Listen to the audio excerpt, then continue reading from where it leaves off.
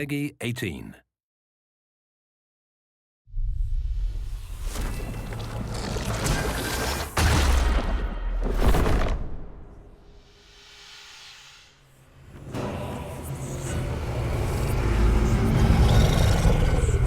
Dragon Age 2 is going to be about consequences, a game about making hard decisions. As we talked about the plot for Dragon Age 2, it really came down to two potential stories.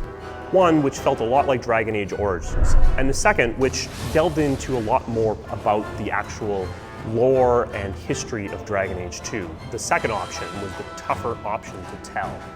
But we felt that Dragon Age needed to explore some different directions and some different ways to tell story.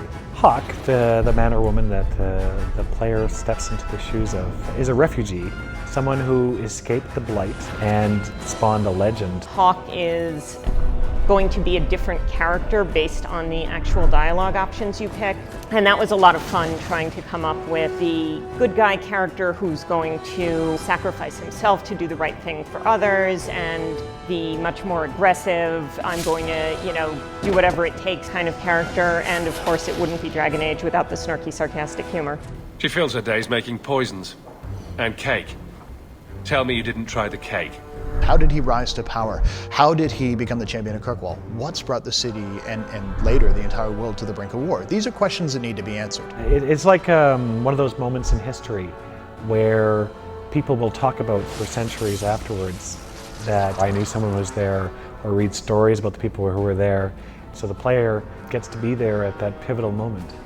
So we got together to talk about ways we could do this, the way we could tell a decade worth of history in a single game. And out of those explorations, that's where the frame narrative came from. A story within a story became key.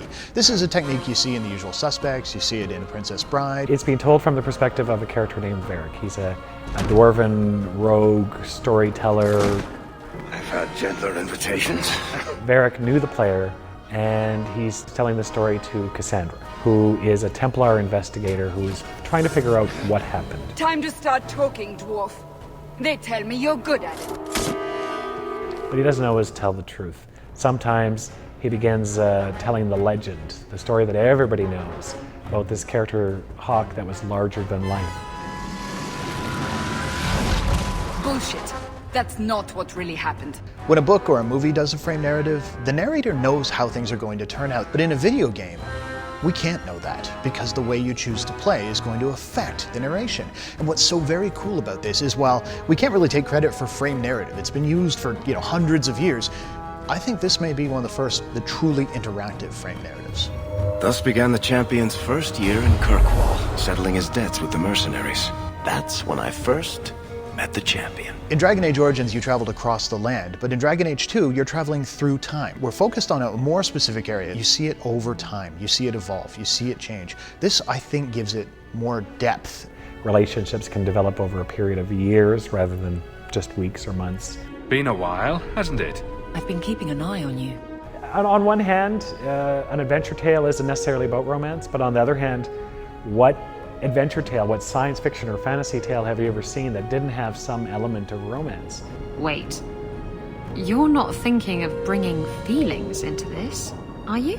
And we were able to take them in some pretty wildly different directions, from virginal girl next door to crazy up against the wall, let's have it on right here. And one angle that we haven't really targeted before is the sense of family. The sense that Hawk is not some character who just washed up on a beach with no history, nothing to back him up. He's got a mother, he's got siblings, and they come with him. Will we see rivalry? Yes. Will we see jealousy? Yes. Will we see genuine affection? Yes. We're running from your bloody Templars. I'm in charge. You do what I say. Right, brother. So it's obvious, well, if I'm going to become the champion of Kirkwall, why bother playing? Well, the question is, what is a champion of Kirkwall?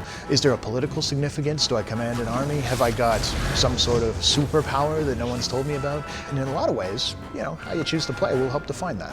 It would have been very easy for us after Origins to sit on our laurels and just do what was already successful and not try anything new. But I think the thing that Bioware does that's great is we're always interested in evolution.